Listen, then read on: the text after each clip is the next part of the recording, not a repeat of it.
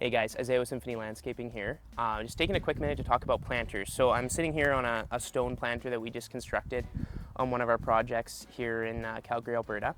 And I figured it was a good time to chat about the different options you have when it comes to planters. Obviously, stone is a great option, especially if you're getting some patio work done or some new stairs put in. Having it all tied together and doing a stone garden planter is always a great idea.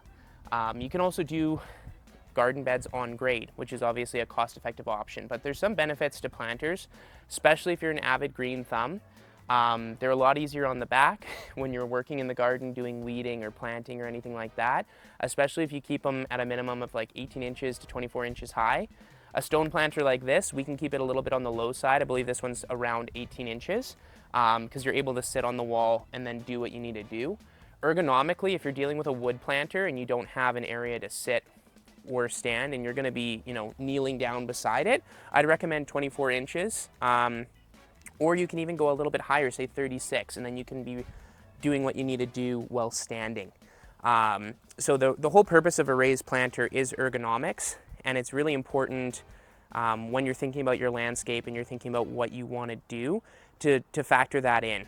You can have a really beautiful big garden bed, and if it's all at ground level and you're getting older and you're an avid gardener and you just spent a bunch of money on a ground level garden bed, you're going to be regretting it in a few years as your back is telling you that you should have gone with a raised planter.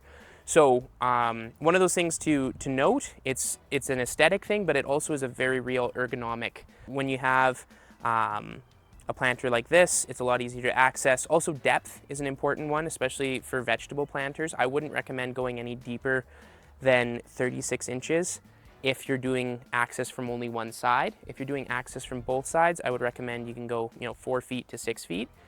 But the wider you get, the harder it is to access. And so I would recommend keeping that in mind as well when you're planning your landscape. So for more tips and tricks, check out our channel or follow us on Instagram at Symphony Landscaping.